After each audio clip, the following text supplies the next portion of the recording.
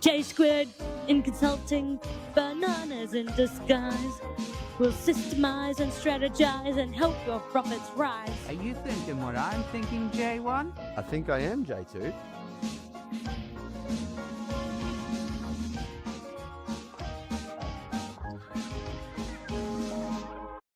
Hey guys, so we're just recording here in my office in Noosa. You know, it's one of the most expensive suburbs in the whole of Australia. Median house price like $5 million. And, you know, I got my Lambo, which is just back there. What are you up to, Sackle? How are you going? I've just been reading books from my knowledge base today. Actually, Your knowledge. really good one that I've been following today. It's written by Bernie Madoff. Oh, you sound like you've studied that one really well. Yeah, how to run a Ponzi scheme. Obviously not good enough. Didn't have enough knowledge. And so obviously we're talking about the big man himself, Tai Lopez, who the SEC over in the US has just filed, was it a $112 million lawsuit on him for allegedly for defrauding investors and running a Ponzi scheme. And let's just make that as a full note. Allegedly. Allegedly. But he probably did it.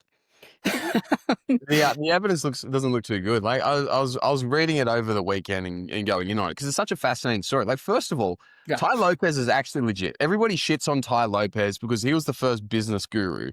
Now, say what you like about business gurus. I've bought a bunch of them to shit, but a bunch of them that are amazing. And Tai Lopez kind of kicked off that whole industry. The dude can market. Like if you don't know who he is the OG marketer, isn't he? He started off, his most famous video was what I was taking the piss out of just before.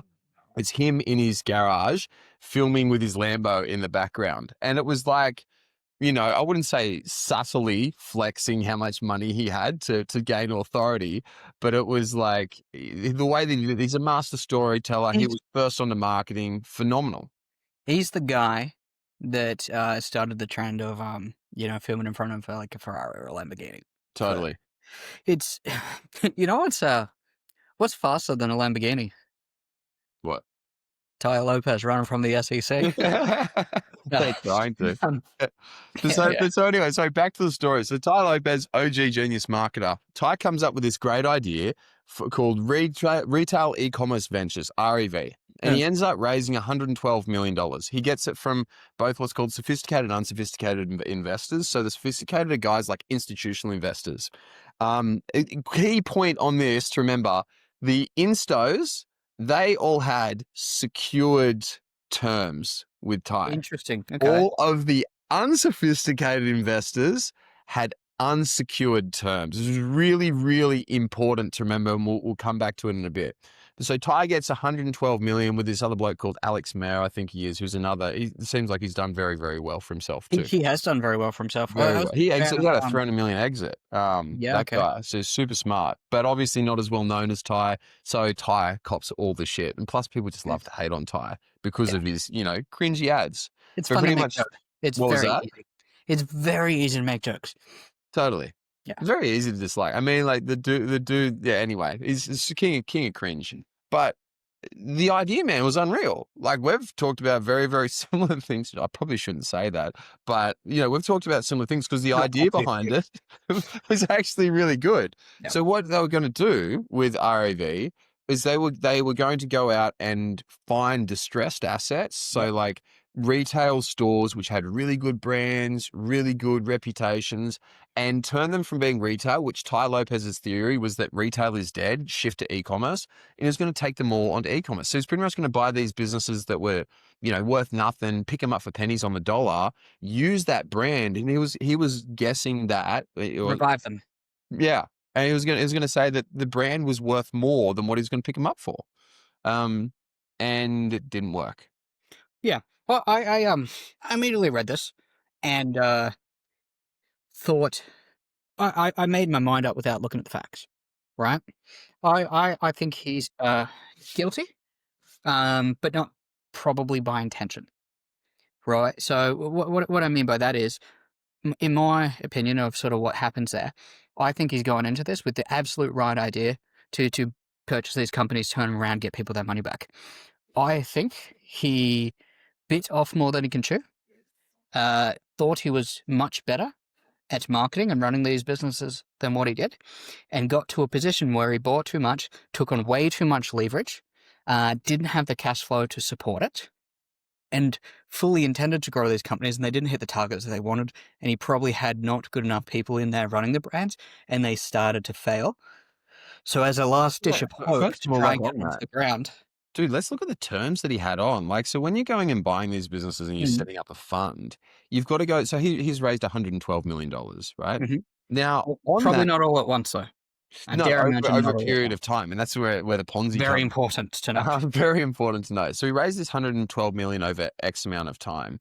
Now, with that 112 million, so he's raised with the institutional investors how they do it. Now, when you go and get money from an institutional investor, normally you'll do something like, for something like this, you do like a convertible note, right? Mhm. Which means that they'll give you debt, you'll pay them interest on that debt. So let's say that you borrow $1 million from them. They'll say, yep, and I want you to pay me 5%, 10%, 15%, depending on how friendly the arrangement is. And then later on, that will convert to equity later on. And the reason why you do this as If you miss payments, what was that? particularly if you miss payments. Yeah, totally. Well, if you miss payments, yeah, you convert it to equity. You take the whole thing back. Like that's one of the big things about using debt is it means that you have what's called first mortgage. So you're the first person to get repaid if you structure your debt well. And the other thing is you get interest payments along the way. So you're Mhm. actually making a return as you're going, and it's just a way of kind of lessening your risk. A lot of big like venture capital companies will do that for people they're starting up. It's like if you want to go get a personal loan, and or you go buy a car loan, right? You'll guarantee the car there. So if you don't pay the loan, they'll come and take the car. It's just like in this instance, there is no car, so they take the assets in the stock. Yeah. Yeah.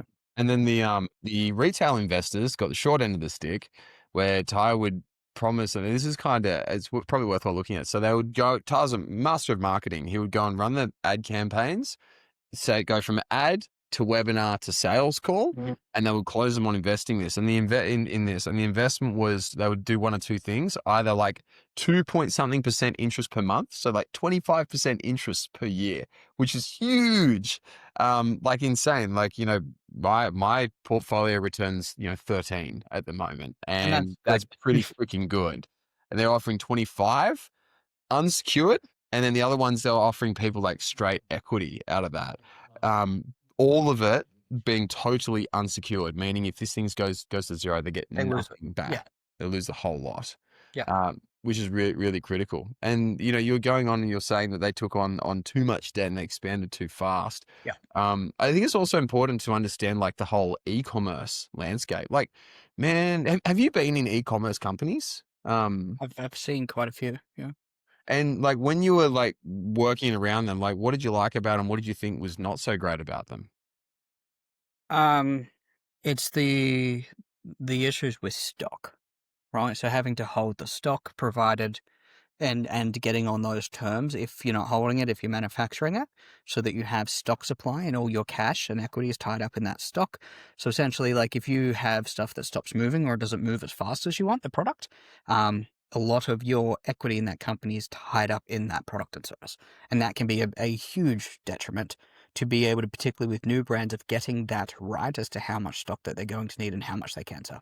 So one of the things I was like looking at and reading, like I've been looking at buying some e-commerce companies recently as well. And one of the things is like if you're beholden to Amazon, like that is a brutal, brutal thing to be in. It is so difficult because like you look at e-commerce, you're competing with China. That is like the hardest thing. Anyone can go and put up any crappy t-shirt, any piece of equipment, and they can do it cheaper than you. A good friend of mine runs a pottery e-commerce store, does really well, called Crocs. Shout out to Andy, great bloke.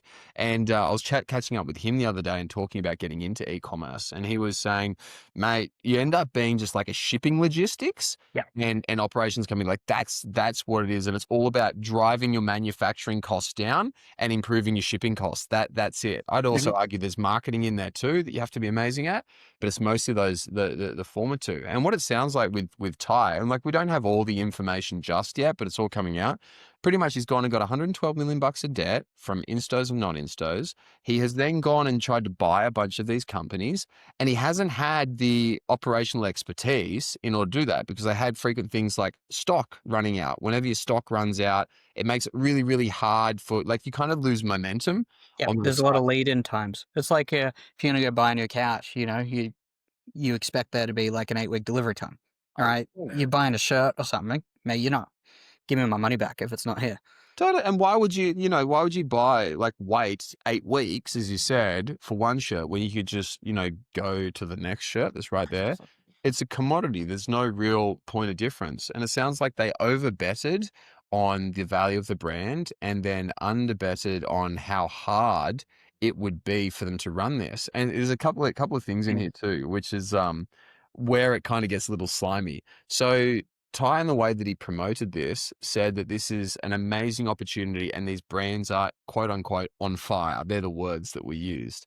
And he was promoting it like all these brands that they were going to buy were, he said, we're gonna buy these zombie brands and we're going to turn them into e-commerce and they're going to be on fire. And he was really hyping up how good these things are. And he said, they're amazing with cash flow. Now, one of these things with cash flow we think is that it's actually printing money. Well, amazing with cash flow meant that these brands were making revenue. They just weren't making any profit. And they were losing millions and millions of dollars of profit. I think it seems every single month, just churning through it. It's funny how the level of contradiction. These brands are on fire, but they're zombies, so we can pick them up cheap. What is it? Right? If they're on fire, they ain't cheap. Look, there's definitely an argument to say that if you invested into this, Probably on you, for looking at it, because it doesn't make sense. But then also, that's us saying that we deal in business every day. So I do feel for everyone who lost their money. We'll talk on the psychology of that a little later, right? But yeah, like you said, I think that they just got they under-delivered. Well, again, and I say this with hyperbole, I assume based on the information that's known, is that they got into cash flow issues. They were getting pressure, heavy pressure from those institutional investors, and they were probably going to call their options in and just take everything that they had there on the balance sheets, all the stock, all the brands, and sell them to recoup their funds because they didn't see it going in the direction they want. Because of that, that forced them to make moves, which meant we need money. They went out and raised money, went to all those unsecured investors and used that to pay back from the cash flow to prevent them losing the whole company and it all blowing up. And the problem with that is you're just pushing the can down the road, and it's like a Sorry, just on that, just to interrupt, there's one little dodgy detail in there, which is really crucial, which is that all the investors would invest in like a fund, or is in like in a special, I think it's a special purpose vehicle they used. Yeah. And so you would go and say, let's say that one of the brands they bought was Pier 1, right? Don't know what it is, but I just remember that's the name. And they went and they would say, okay, we're going to raise money now to buy Pier 1, right? We're raising X amount and your funds will be used for Pier 1. Sure enough, as those funds came in, they went in two directions, it seems, at the moment. One was there was 16.1 million over to, allegedly, to Tai Lopez and his business partner. They siphoned out 16.1 million from that. Yep. Now, in fees and whatnot, I'm sure you can do it legally. It didn't sound good, though, if the SEC is picking up on it. The other one is, as you said, to go pay back earlier investors. Yeah. And that's why the word Ponzi scheme has been thrown out with this, because they literally misled people on what it was going to be used for, just to pay back earlier investors. Yes, and to keep them off the table, to make it appear as if these businesses were profitable and it's going to get to a position. Because if the cash coming through, it means they have to be making money. And that's where old Charles invented this thing, which was the Ponzi scheme. The one key thing to pick up there, again, we're not beholden to any of the information. But they said they siphoned off that $16 million for personal expenses, at least from the article that I read, which doesn't necessarily make it true. That wouldn't be the fees wouldn't be included for management. Those fees would be a legitimate expense that is on the constitution of that fund when they opt in. So that would be well and truly known. The SEC wouldn't be going for them for that, because that would be a legitimate expense. Right. Yeah. And that would go to the SPV, which gets pushed out to the managing company in the way that funds are typically structured. It's usually like a 20 and 2. So basically, like what a 20 and 2 means that they take 2% of the funds under management as a management fee to the person running the fund, which could be another company, probably owned by Alex and Tai. Then they get to keep 20% of the profit generated net of fees, right?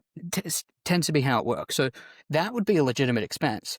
$16 million on 12 million, it's, what's that, like 1%? No, it's 10%. So way too high, right? They'd have to be taking money out, right? Because the report did mention personal expenses. And this is probably stuff that they consider marketing material. Think like Dan Belzerian.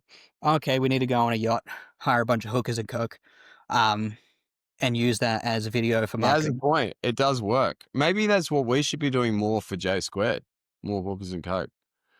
I'll have to run it by Soph. I don't know how we'll go getting it through. We've probably got more of a likelihood of getting it through the ATO than we do through getting it through our wives. Probably. I mean, that just sounds like a good Wednesday, But yeah, so like, for them to explicitly, like, because this information gets leaked, right? Or this information is provided to reporters to talk on it, but a lot will be redacted. For them to have that information, it means that there is something dodgy in there. Otherwise, they would have said, we're suing them to claw back management fees.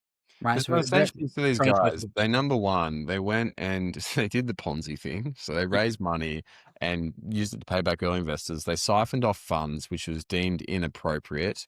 And the other thing is they used misleading and deceptive advertising, calling things really hot and amazing cash flow when they were burning millions of dollars. And the other thing too out of this, it's all well and good to do these things if you win. Yeah. But the moment you lose, you are royally fucked. Yeah, they would have been paying up people to sweep it under the rug. And these people would have been like, hey, mate, we're complaining, we want our money back. So they would have been paying those investors back. That's where a lot of the money would have been went from new investors. But like, let's look at the actual idea of it, though. It's a great idea. It's such a good idea. Finding underpriced assets, which are really distressed, you can pick up super cheap. You have unique knowledge, which you can use to transfer it into a much more high leverage space. The idea and the strategy behind it is awesome. But then when we look at like e-com stores, you mentioned before, like stock being one, if you can't manage your stock and you don't have, that's the other thing that I forgot to mention. It comes back to it. Managing the e-com stores is really fucking hard to do. So Tai went and promised, he said, we've got an all-star team. Our COO is amazing. She has a decade of experience in e-commerce stores. Guess what her last job was, or one of them was? I don't know, a vet. School teacher, right? Okay, close enough. School teacher. She's probably a really sweet person. Apparently she's Ty's cousin. Probably a really sweet person. I'm not sure how much experience she does or doesn't have, but it's alleged that, yes, she was a school teacher and had no experience in this. And the other thing too, like, man, how much different, like when you started off Sales Sniper and you had zero revenue compared to when you were doing 20 mil a year, like how much different was it in managing those two companies? Oh, well, it's a lot easier to manage something with no revenue because there's nothing to manage. Like the bigger it gets, the more complex it gets. You need, managers on top of managers. You need systems. You need structures because anything can, knock that first domino over, which leads to an effect. The bigger something gets, the harder it gets to manage. For most cases, not in every case, but for most cases. And if you don't have the right people there, that house of cards it's going to come over. 100%. And that's what it sounds like happened. So like the other thing too with e-commerce is like it's largely it's a two-thing game, also three-thing game. It's like number one, how can you manage your stock? Number two, how can you ship effectively? Number three, how can you market and how can you keep your CAC as low as possible? Yeah. They went and they pretty much just poorly estimated and weren't experienced enough to run all those three things. Like if we go back and look at Tai Lopez's experience, I think he did a little bit of e-com, but he mostly sold services. Selling courses to e-com, probably. Totally. He sold courses. Don't think he actually did terribly much in that way. And so like his real jam was going and selling courses, but then he's gone into e-com and having physical products is a very, very different game to just information services or tech. Yeah. I'd also, probably assume that due diligence on a lot of these companies maybe wasn't the best. And when you cash up, if you got $112 million and you need to spend it to get your fees, mate, you're all right. I'll fucking take it. What's on sale? Let's go shopping, right? As opposed to getting like super, super detailed, doing your forecasting, doing your analysis, bringing an expert in and going and testing those brands in DD and saying, okay, what results can we get?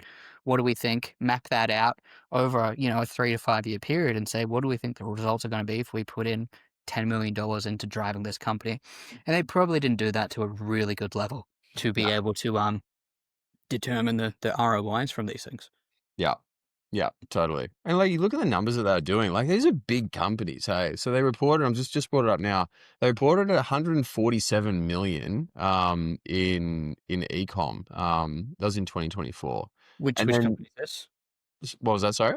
Which is one of the assets they bought? This Or is REV, like the whole company itself. But then there was another one, which is estimated at, revenue of like 1.7 billion.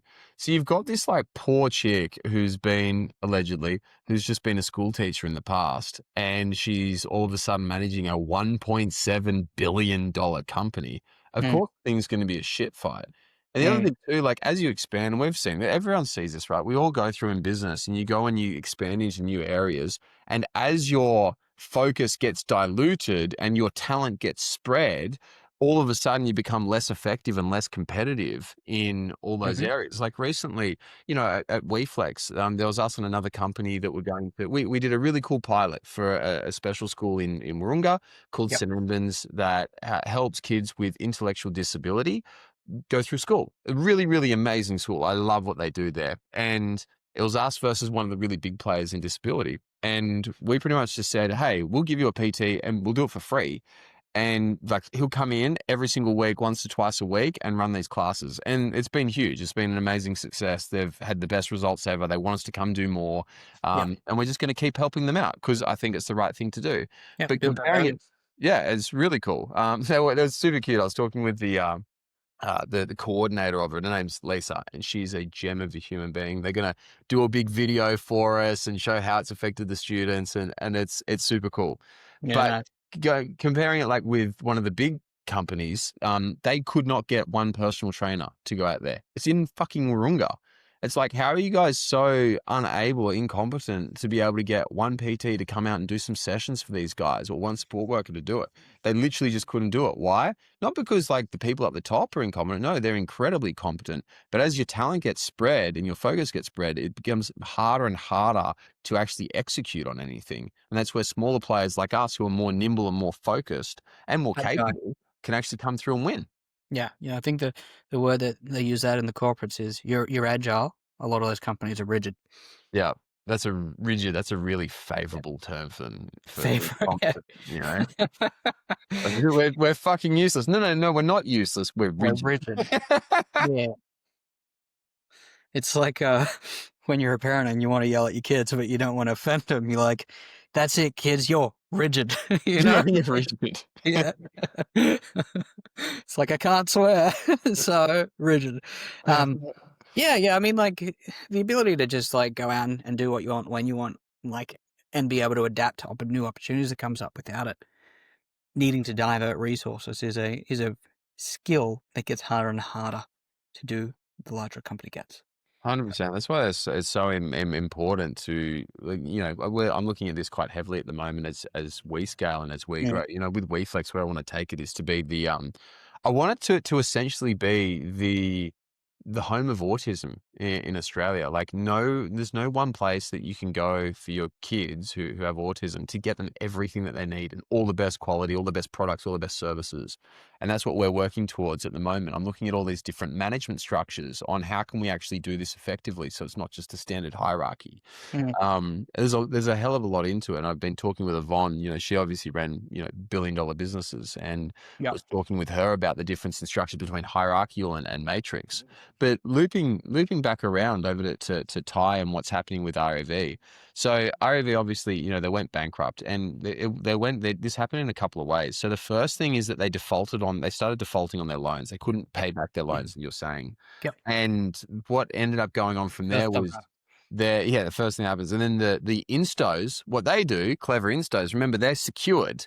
They had secured loans. So the instos came and pulled out all of the assets that were in there that were worth anything, pulled them all out and took them into their own group. And now they've got Probably revenue generating assets as well.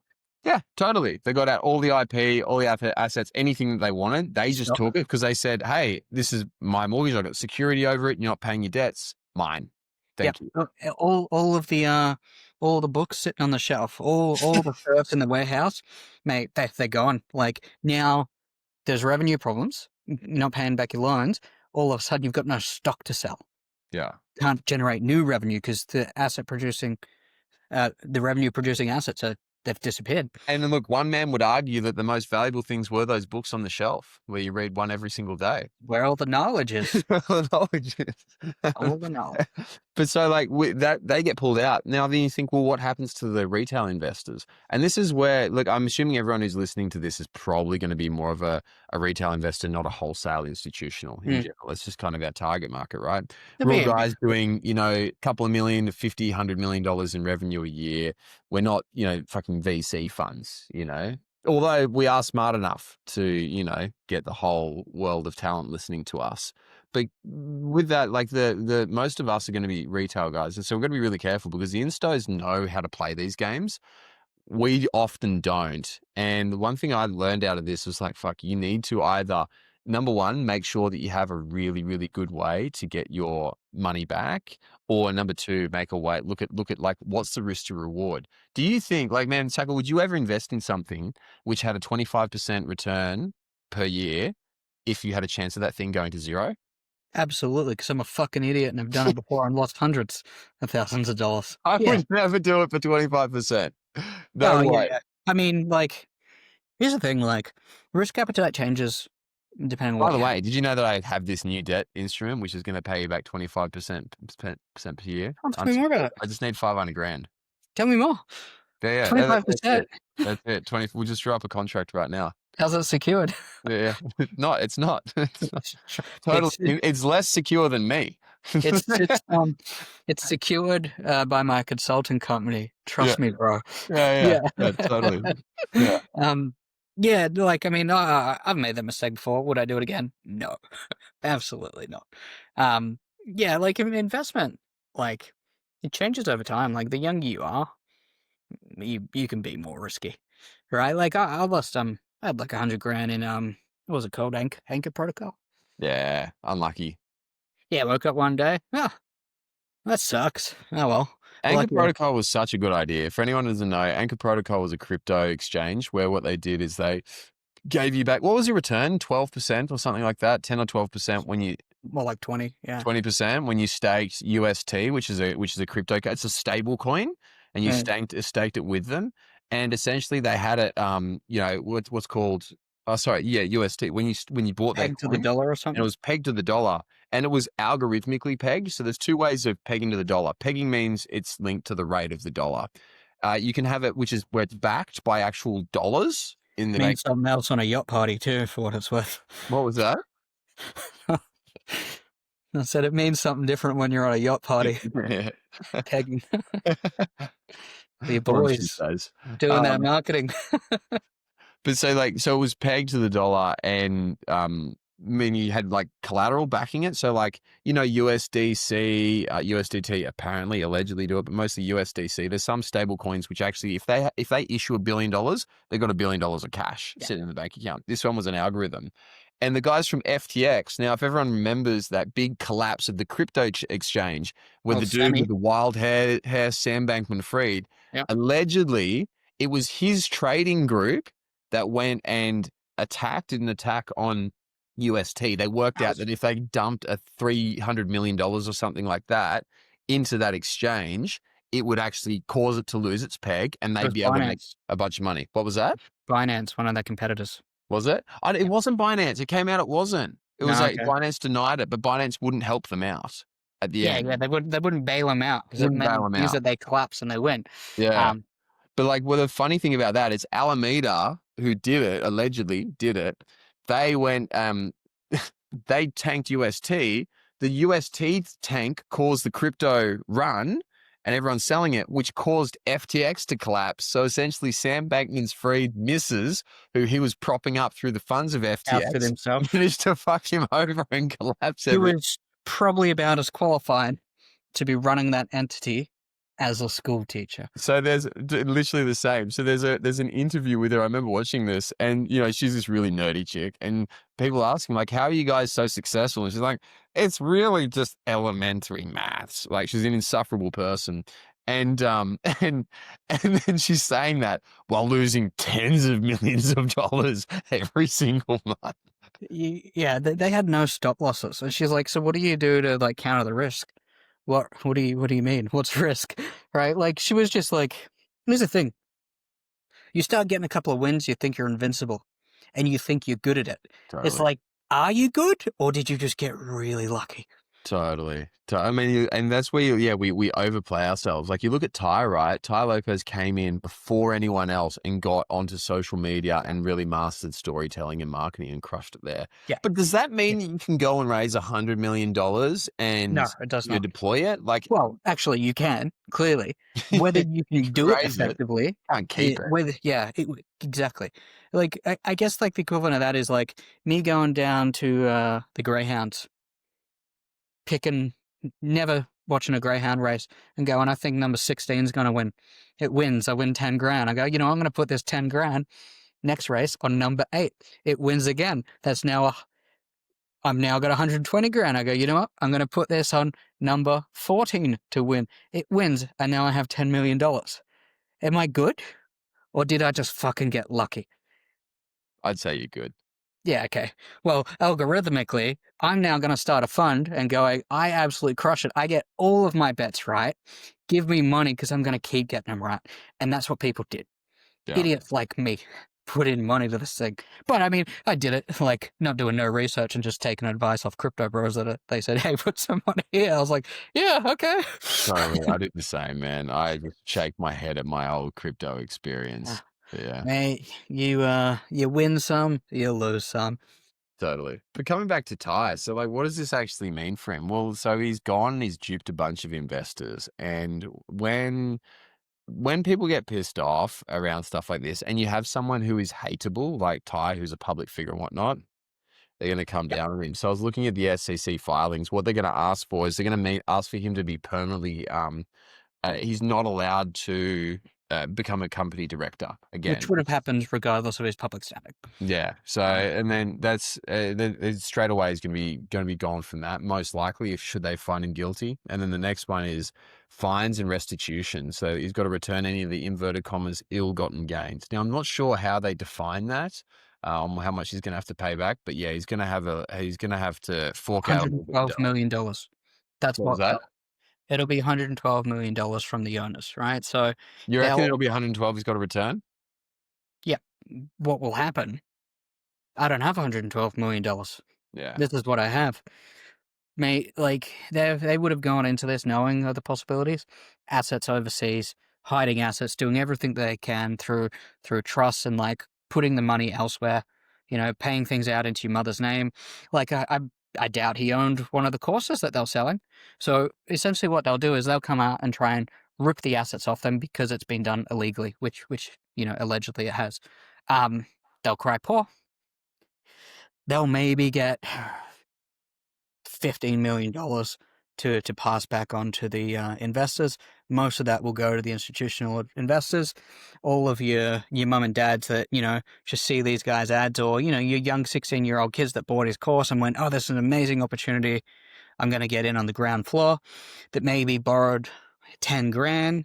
They'll be lucky to walk away in 3 to 5 years with a $200 check. That's what'll happen, right? Unless they have genuine assets in their name, which they probably don't. So their whole job from Alex and Tai is their lawyer is, look, we want to, probably be able to potentially market again one day and make some money. Yeah. They will come to them and say, mate, that's never going to happen. You're just going to have to suck it up. And then what they'll do is it's like this now becomes a game of minimizing their loss. And that's the game that they'll be playing at this moment. It'll be exactly like your Jordan Belfort, all right? Lost all the assets that he has. Most of it was, that's why I was trying to siphon all the cash away. But I mean, that guy still, he's got no money to his name, but he still lives like a king because he'll be getting, He won't get any. He will never get paid for a speaking engagement, but he'll probably get a what is it that you call your? He'll essentially, like your child, get pocket money from companies that he goes and speaks for, and it'll go through to a company that he is not a director of. So there'll be stuff like that that'll happen, which is, grossly unfair, but people do what they can to protect their assets. Yeah, totally. And I mean, like, you go back to it and you think, well, someone invested in it. Like, how much knowledge do you have as investing? And this is why there's a big debate. They didn't read a book a day, that's for sure. Yeah, you should have read a book a day and you never would have invested. Hey, maybe that's the whole thing. This is like super, what's the word? Meta, is it? Where if you had actually listened to Ty's advice and read a book in a day, you would never have bought one of his courses and you would never have invested with him. Yeah. Yeah, I think I just want to talk on so I mean, I don't think that they ever intended to do anything wrong. Totally. No way would he want to do that, because if he got it right, he would have been a fucking billionaire. He would have made more money from doing it properly than more money from creating a Ponzi scheme. I think the financial pressure got too strong and they were just scrambling, trying to keep this thing alive, probably to repay back people. They probably said, we want to make money out of this. We want to do the right thing. Yeah. And when their backs were against the wall, they've gone, the only way that we can get this through this rough patch to see greener pastures is by taking a couple of steps that are maybe not super ethical. But if that works, we're going to be in a position. Think about it being right or wrong in that time. I think you're just robbing Peter to pay Paul because you're just scrambling. Your rat's on a wheel. You know what I mean? 100%. And that's what happens in all of these cases. Like look at like the Theranos. That lady was lying about the spoke like this, put on that other fake voice and wore turtleneck sweaters. Yeah, she was insufferable. But like she probably thought if she could keep that going long enough, it'll buy him enough time to do the research and change lives. Yeah. So you do in a morally grey type of way, you kinda I get why people do what they do. Do I agree with that? Probably not. You don't exactly, you justify it. But I want to talk about the business itself, because we are very interested in that.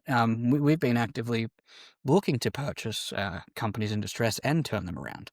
Yeah. Now, we've said no a lot more times than said yes to.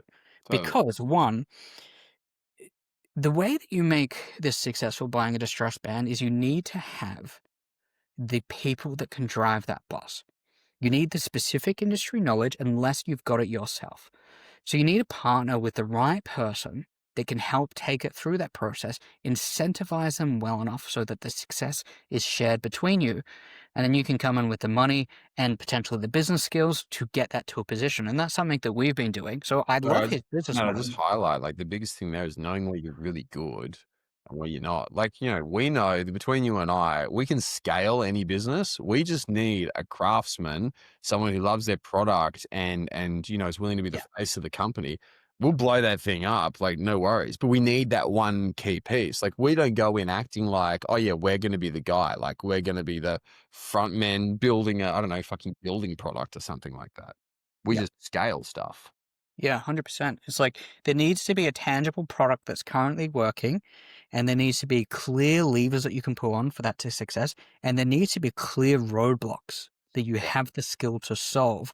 Then you need some key people that understand that industry well enough from one, a governance perspective, but two, to be able to call bullshit on a bunch of guys that are aggressive and want to kick the doors in and just grow things and say, no, that won't work for these reasons. You don't understand this. Here's how. And you'd be like, oh, okay. Right. Yeah. Because the number one reason for failure in any merger, in any acquisition, in any initiative, in any large company is simply CEO hubris. And that essentially what that just means is the CEO thinks that he can do something that he can't. He overestimates his own ability, pays more for a deal because he wants it and thinks he can turn it around, but he just fucking can't. And CEOs are famous for overpaying for shit. Famous for overpaying. Yep. Yeah. So yeah, I love the business model. I think it was just I think when that business model is executed on right, that's the ticket. Totally. When it's done poorly. It's just that is, and man, over all this time in business, the biggest thing I've learned is the most valuable skill is knowing what you're good at and what you're not good at. Being able to double down and know what you can crush and versus know what you can't. Like, Man, well, with WeFlex, obviously and I've talked to you about it, when I came into WeFlex, like fucking hell, man, that was a hard spot to be in. The company was losing like Yeah. $200,000 a month. Yeah. It's a big effort. It's taken me a couple of years to get that right, and a whole bunch of stuff, and had to raise more capital and do all that sort of jazz. And lucky we've been able to run it so that it's actually a very successful business now. Very successful in terms of the heart space and what we've done for people, but also in terms of actually making it survive. Mm. But that's hard. And it's like, if I look back on that again, I wouldn't take it on a second time. I'm grateful that I did, for all the lessons I've learned and people have been able to help. Like, that's super cool. Makes me sleep well at night. Yeah. But no way would you take on a business which is hemorrhaging that hard. And I look at like what Ty's done with some of these businesses. Those retail companies, when they go bankrupt, they've got like thousands of employees. And you've got to sort out severances or whatnot for them. They've got all those leases that you've got to terminate and pay cash out for. They've got debt up to their eyeballs. They have all these things where you are behind the 8 ball from when you start. That's a really hard slog. And like, even though you might pick them up for cheap, it's actually expensive considering all the shit you've got to do. Yeah. Well, one, it's cheap to buy, but I think, like, let's just say, that's making $10 million revenue. You can buy it for $1 million because it's losing the money. Yeah, Right? Like, yeah, sure, you bought this thing for $1 million, but it might cost you 12 to get it to profit. totally. Right? And that could take 2 years. It could take 3 years. It's like, from a cash flow perspective, how much cash can you afford to burn before that turns over another dollar? And then how long does that take to get it to a point where it is exitable? Right? And I think people don't look at that or do their projections effectively enough to understand how much cash it takes to turn something around. Totally. It takes a shitload. In fact, most of them, you'd be better off starting from scratch. Like, just tank it. Just tank the company, put it into liquidation. That is going to be your best bet. I mean, like, what we want, like, we want to find a business that's already making cash. It's already profitable. Because when you have that profit, it just takes that noose off your neck. Like, man, when we were burning cash, like, it was just really hard. Like, you're constantly watching every single dollar that you spend. Mm. It's really, really challenging, really difficult, really stressful, compared to, like, as soon as you're profitable, it's like, oh fuck, I can breathe now. And then the cool thing when you're profitable is knowing, well, how fast can I now take this growth? How quick can I make it? Can I move it forwards? And I think, like, for us, like, what we're going to be looking for, what we want in businesses is, business that is like consistent but has opportunity, consistently profitable, but has opportunity to be scaled and grown. Yep. Like, those are the real ones that we want to find. Yeah, and it's they don't come around all that often. They don't. There's a lot of shit businesses out there. There's plenty of good ones, but there's a lot of really bad businesses. Like, they call them zombie businesses, as Ty said. They're kind of just keeping alive, but they're not really ever going to go anywhere. Mm-hmm. Yeah. Well, yeah, I think that's been like an interesting topic to talk through. We could have probably taken that in a lot of different directions. So, if there was something you want us to cover, let us know in the comments. But yeah, I think that's probably a good spot to end it. I'm gonna ride off into the sunset in my Lambo. Yeah. Yeah. Well, I'm just going to go back to my mansion. I'll go upstairs to my mansion, my beautiful wife, my perfect family, and my Lambo, of course. And Yeah. I'll read a book every day. It reminds me of that Simpsons episode with old Kirk Van Houten. I just always pictured Ty sleeping in the bed, but it was a Lambo bed. Because I sleep in a race car, and then Homer goes, I sleep in a big bed with my wife. It's just, yeah, I always pictured him as that guy for whatever reason.